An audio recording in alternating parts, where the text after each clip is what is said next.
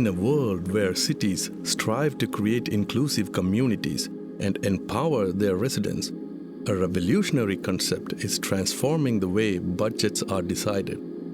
Welcome to the exciting world of participatory budgeting, a groundbreaking approach that puts the power of decision-making directly into the hands of the community. In this video, we will explore how participatory budgeting works and why it is gaining momentum around the world. Participatory budgeting is a democratic process in which community members directly decide how to allocate part of a public budget. It provides an opportunity for everyone to have a voice in shaping their communities. It was first developed in Brazil in the late 1980s as a response to a lack of public trust in government and a desire for more citizen involvement in decision-making. Since then, it has been adopted in various forms in cities around the world. Our journey today takes us to Helsinki, Finland, a city renowned for its innovation and progressive policies. Here we are about to meet an expert who has been at the forefront of this movement. As we ready ourselves for this conversation, we recognize that the concept of participatory budgeting is more than just numbers on paper. It's a collective story, a story of dreams, aspirations, and determination to create a future that reflects the needs and desire of all its citizens. What are the basic principles of participatory budgeting? In Helsinki, we are dividing 8.8 million euros so that citizens can ideate and then vote how the city is going to use that money. And we have been allocating the money for the 7 districts according to the amount of people living in each area. And then we have been also using 20% of that 8.8 million euros for proposals that are connected to the whole city. And we have a quite low voting age, 12 years old. And then anybody can propose, and only the ones who are 12 years old and living in Helsinki are able to vote. And in Helsinki, we haven't had any theme, so that it's been very free for citizens to propose all kinds of things that they are interested in are connected to their daily lives. We have already heard from the expert in Helsinki about the basic principles of participatory budgeting in an urban context. But our exploration doesn't stop here. We are on our way to Turku, Finland, to meet another luminary in the field, one whose experience has been instrumental in fostering direct citizen engagement. Turku, a city renowned for its rich history and its people's commitment to civic involvement. We are about to meet with a key figure, an advocate who has witnessed participatory budgeting's transformative potential firsthand. Our expert from Turku brings a unique perspective gained from collaborating with diverse groups, facilitating conversations, and igniting the collective imaginations of community eager for change. How to run a successful participatory budgeting? I think that in our city, in Turku, the sum is big enough, because we have 3 million euros, and people can propose and develop and vote like every 2 years. So it's enough time for this whole process, because we tried it in 1 year and it was too busy for everybody, mostly for city officials, but also for the people to understand. Some must be large enough, and also we need a lot of communication to get people involved.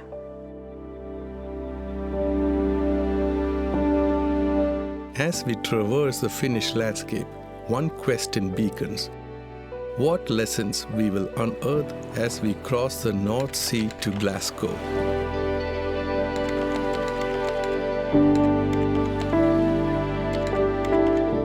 Our path now leads us to Scotland's largest city, where the River Clyde winds its way through a rich tapestry of history and innovation. Here, we anticipate insights that will further enrich our understanding of participatory budgeting's global tapestry. With Glasgow's storied past as a backdrop, we are about to embark on an online conversation with a seasoned expert who has navigated the landscape of participatory budgeting in this Scottish metropolis. What are the basic conditions necessary to implement participatory budgeting in a country like Scotland or in a municipality like Glasgow? Right, that's a good question. To start off with, I think the basic conditions are there's got to be a commitment to participatory budgeting from policymakers at both a national and local level, as well as obviously the availability of funds to allocate through participatory budgeting processes. But I think we find that participatory budgeting works best where there's already good community engagement or public involvement happening, rather than it trying to be introduced in that kind of vacuum, if you like, where that's not happening already. So I think we see good PB helping to develop community engagement to another level in terms of direct decision making over resources and budgets, rather than just being consulted on those as well. So I think that would be our kind of basic preconditions.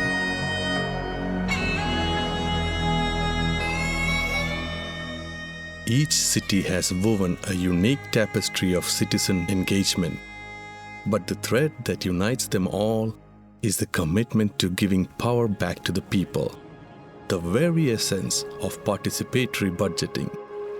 Now our journey takes us to Lucerne, Switzerland, where another expert awaits, ready to share their insights and experience.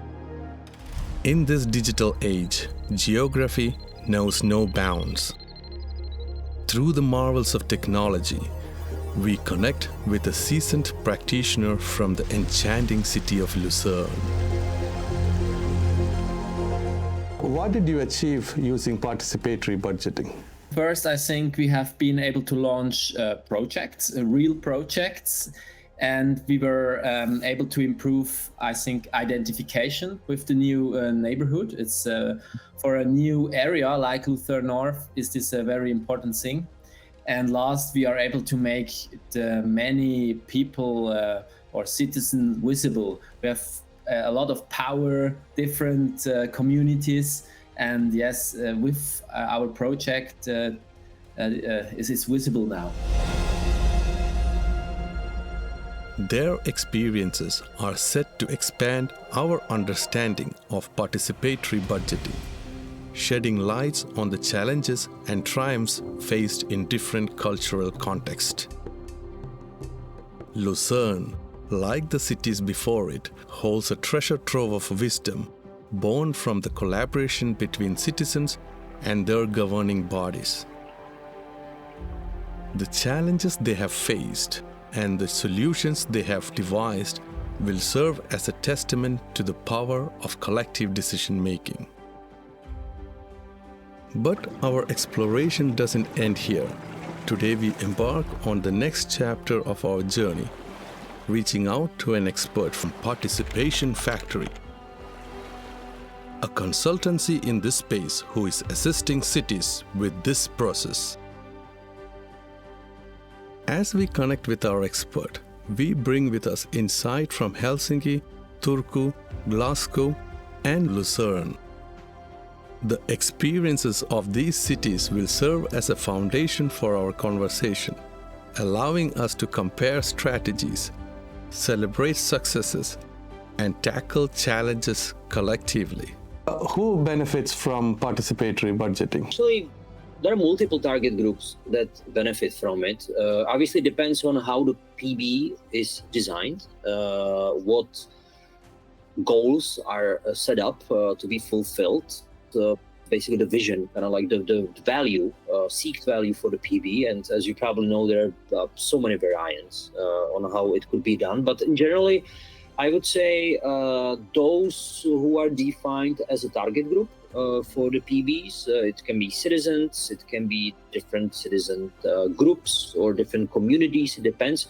But maybe what I would like to stress is the value that comes out of the participatory budgeting for the organizer itself. And in this case, probably we are talking mostly about municipalities or maybe even regional governments. And it's definitely a way to not just to get kind of a feedback or I would maybe say like a feeling or understanding what the communities are dealing with, what they see as problems. But also, it's a great learning experience. It's a great learning experience for not just politicians, but city officials and employees of these institutions as well, because they're exposed to a dialogue. They're exposed to dealing with more or less happy or unhappy citizens. And that's definitely a key takeaway, which serves as sort of a long-term benefit if the PB is done, designed, and implemented in the right way. The journey continues as we bridge distances and cultures, coming together to unravel the universal story of participatory budgeting, a story of democracy in action, of voices being heard, and cities transformed from ground up. Join us as we embark on this cross-continental exploration, driven by the belief that when citizens have a stake in their city's decisions, the possibilities are limitless. From the heart of Europe to the Nordic Rome and the street of Scotland, this journey reaffirms that the participatory budgeting is not merely a process, but a transformative journey towards a more inclusive and democratic society. In the heart of Lucerne's vibrant participatory budgeting lies an arsenal of tools that weaves connection and fosters unity. A digital tapestry of communication platform stitches neighbors together, but it's not just the virtual room that thrives. Traditional methods like workshops and direct meetings remains the thread that binds faces to names and stories to street. These tools, old and new, forms the loom on which Lucerne's tight-knit community is woven. What digital platforms or tools does Lucerne use to engage with the community? Yeah, Lucerne North, we need this Decidem platform since 2 years. Mm-hmm. The whole participatory budgeting project was handled with this platform, but this is just one channel. Another thing is real workshops in the area outside. It's also an important platform for to participate with the inhabitants. And we have also channel newsletter, we have a website. But for me, the Decidem is the social media of the official social media of our area. In the bustling heart of modernity, Lucerne, a beacon of inclusivity, strives to extend its digital embrace to all.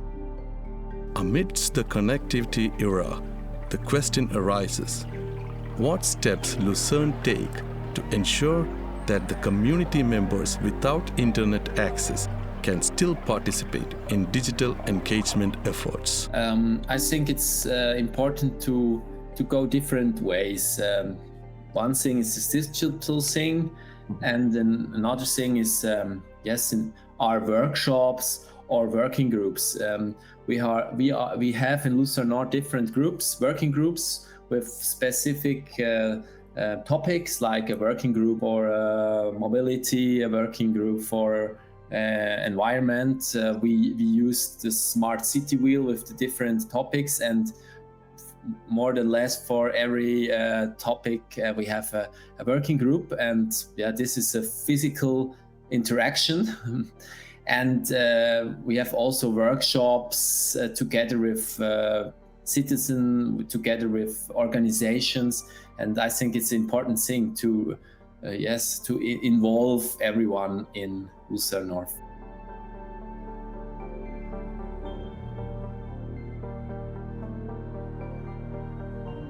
As Prague delved into digitizing municipal services for participatory budgeting, concerns arose over digital exclusion, potentially leaving marginalized citizens without a voice. Cybersecurity vulnerabilities and the risk of manipulated data also loomed large, threatening both privacy and the authenticity of the participatory process. Negotiating these challenges was paramount as Prague navigated the uncharted waters of technological transformation in participatory budgeting.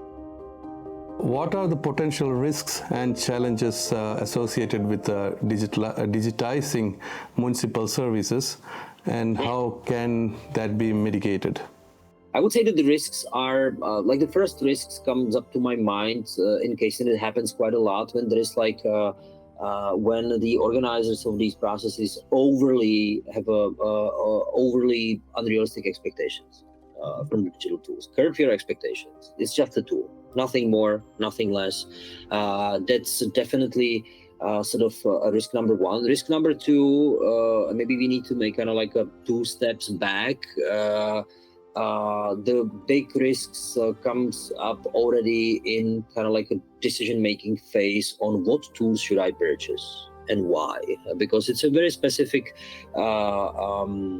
experience that you need to have. Unfortunately, we see a lot of cities deciding on the tools purely based on marketing materials without really being able to state the need within the processes and the jobs that the tools should be doing. So when that is done wrongly, obviously it has a very negative effect of the whole thing, because it just doesn't work properly. Also, I don't really see at this stage risks being connected to, let's say, cybersecurity, protection of the data, because as you know, a lot of these civic tech tools don't even need IDs of the participants. So it's not really about working with the private data at all. It's more about having a big samples of feedback, either through voting or surveys or whatever you call it. So that's that. Another one, vendor locking, which is never-ending story still in 2023. And I think that the trend is, at least in those institutions, public organizations, where they have already quite a matured experience with participation and community engagement, that they're actually using multiple tools at once. So risk would be to just like sticking to one thing forever, because the market is, growing quite quickly, and there are exciting tools that could be used. And especially for smaller cities, maybe the last thing that I would like to mention, being overly excited and overly motivated in building own tool. It never ends up well. Unless you are a big capital city or regional capital, when you have dedicated teams that are experienced and budgets, sure, play with that. But if you are a standard average European city, I would say in most of the cases, stay away from building your own tool, because there is the offering on the market is already so big and it's growing that I'm sure you will find something that will work for you. In the historical tapestry of Europe, Prague stands as a testament to the harmonious blend of tradition and innovation.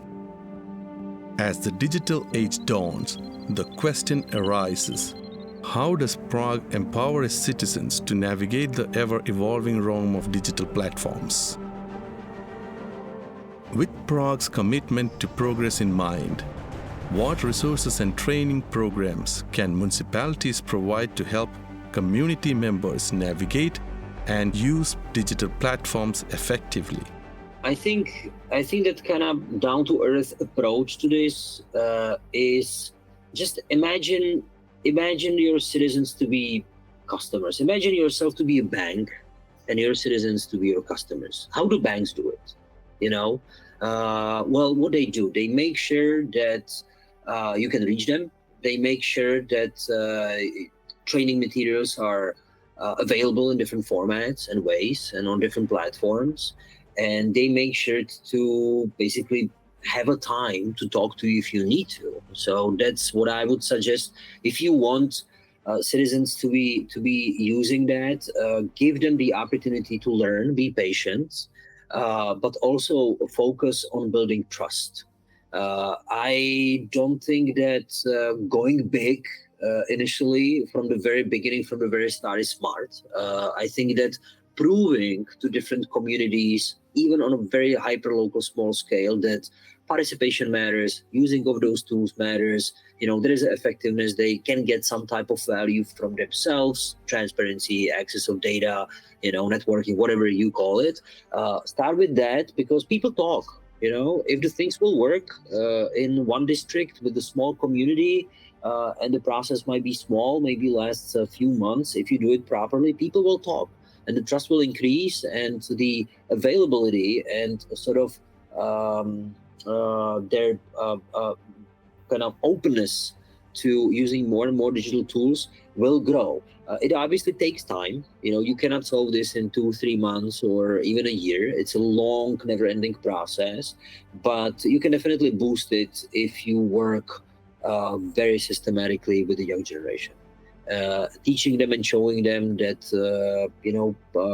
being engaged matters, that the tools matter, which they know already by themselves, and maybe turn them into the agents of change, turn them into those who can, help their own families, kind of hopping on the train and being basically in the same process as everyone else. Participatory budgeting has emerged as a cornerstone, inviting citizens to co-create the urban landscape. In this transformative context, the question arises: what key factors should a city prioritize when embarking on the journey of implementing participatory budgeting? If the city wants to really genuine have a PP, the budget should be in the city's basic budget, not project money or foundation money, because then the real change happens in the ways city officials work, because they have to consider that next year there can be plans direct from the citizens, and they don't get the chance to decide what to do with all the money they have, because they don't have it, because 3 million euros are in the city, in the hands of citizens. Turku is only city in Finland where the budget is in the basic budget. The other ones have it in the projects, and it's said that our way is the most radical in Finland, and I think it's very, very good. And we also have a quite large sum, because we have 15 euros per citizen in here. In the coastal city of Turku, a pioneering spirit of democracy flourished. Through participatory budgeting, the residents had seized the reign of decision-making, sculpting their urban environment collaboratively. How do you take steps to make participatory budgeting a long-term cultural shift? We have a lot of meetings and workshop and discussion between our city officials, because they have to understand why we do this, how we do it, and what we have to make every process better, and we have leaned it, with lean philosophy, and our decision makers understand why we do it. I think that they want to give even bigger sum for this, so it's not the problem. In Turku, we have had difficulties to get people involved, because it's quite difficult to explain them, because the process is this long, that if we get the ideas like this year, the implementation is like the next year. So people don't remember if they have made a proposition or make an idea, then they are wondering why their name is in the Google people have a very short memory. So we have to tell them and educate them, and also educate the city officials. Nestled within the emerald landscapes of Scotland lies a shared ethos, one that intertwines with the very fabric of its communities. It's a commitment to ensure that every member, irrespective of background or ability, finds an open door to participate. This commitment is perhaps most vividly exemplified through the lens of participatory budgeting. What steps can be taken to ensure that participatory budgeting is accessible to all the members of community, regardless of socioeconomic status? Yeah, it's really been quite a big challenge for us in Scotland. I don't know whether it's the same in Finland. Trying to make, I suppose, PB processes as accessible as possible to everyone involved. So you need to have the conditions there in terms of supporting people to understand what the process is about, have access to opportunities to find out what the process is about, and that may be producing materials in different formats or different languages, but also about actually very proactively going out to those parts of communities who may not be part of those kind of wider participatory processes anyway. And there's been real concern from some organisations, disabled people's organisations, for example, that just they're being excluded from PB processes, just because maybe PB events are being held in non-accessible venues, or being promoted using means that aren't accessible for everybody as well. So there's a real focus in a lot of our PB work, or the PB work we support, in terms of making those processes inclusive as possible. And I think the pandemic was a really good example of that. I mean, I think a lot of PB stopped happening during COVID-19, but also people were looking still to do participation, but looking to see how they could do that online, and looked at using more and more digital methods to support PB, whilst recognising that not everybody engages online as well, or has the tools or the resources to engage online. So I think there's a real balance to be struck between face-to-face and in-person PB processes and wider participation from people online.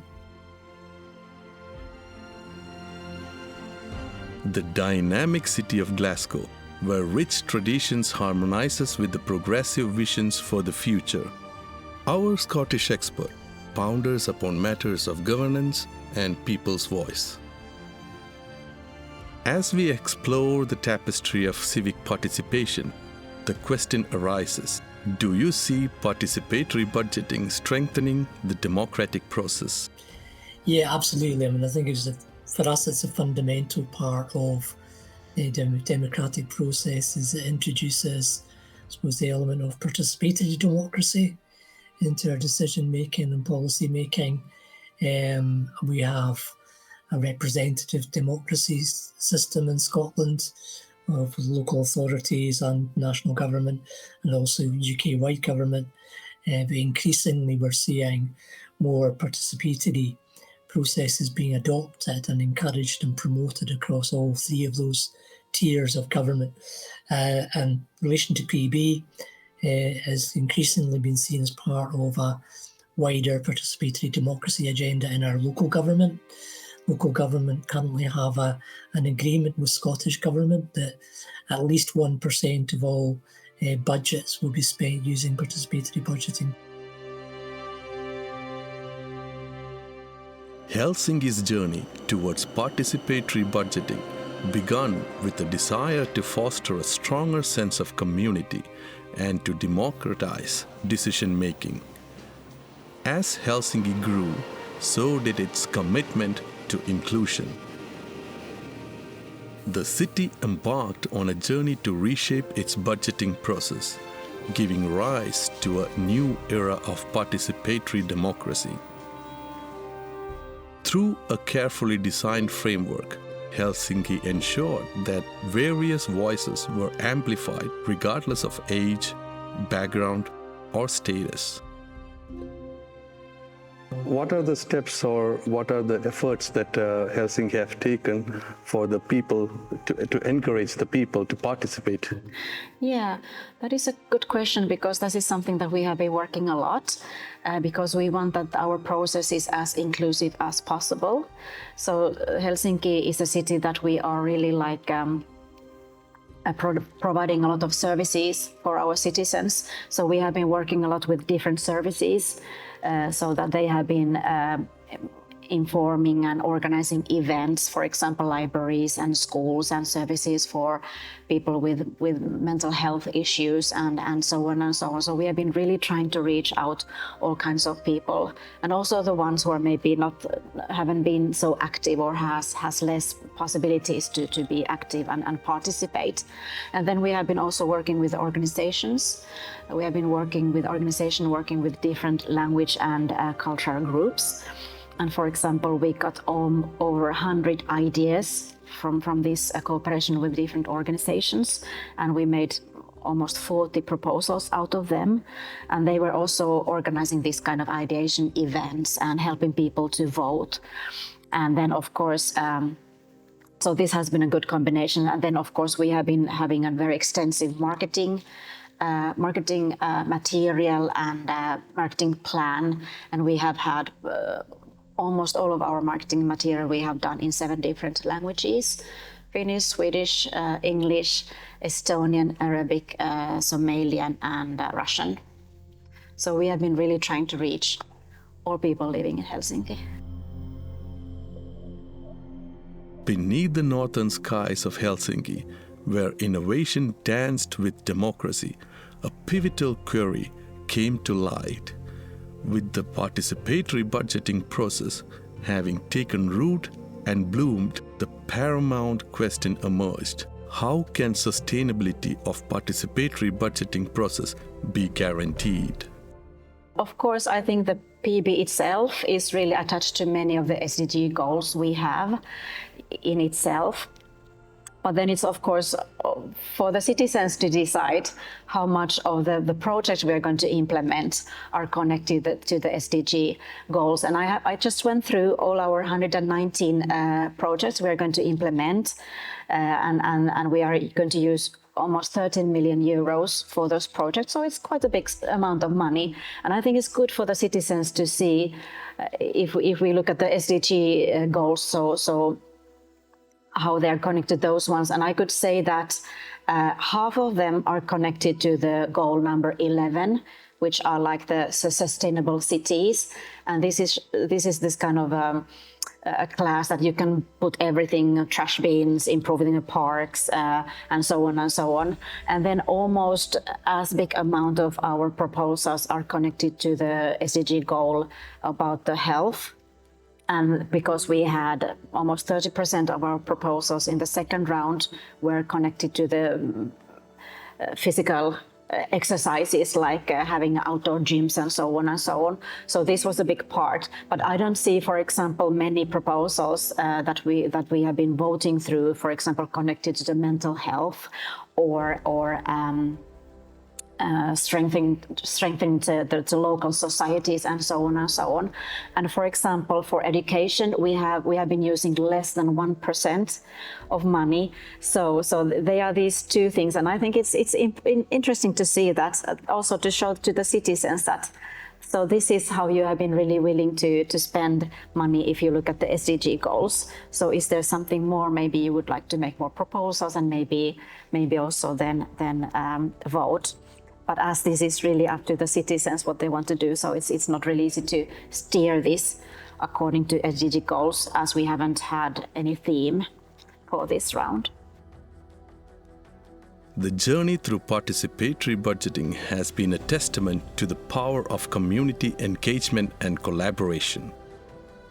As the process unfolded, citizens from all walks of life came together to shape the destiny of their local resources, transcending boundaries and fostering a sense of ownership in the governance of their community. As we reflect on this participatory budgeting journey, it becomes clear that the impact extends beyond the funded projects themselves.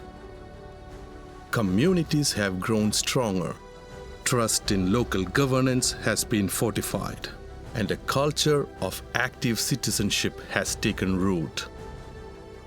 Participatory budgeting stands as a beacon of hope for democratic governance. Its lessons resonate far beyond the allocation of financial resources, reminding us that when people unite with a shared purpose, they can shape their present and future in ways that empower and uplift every member of the community.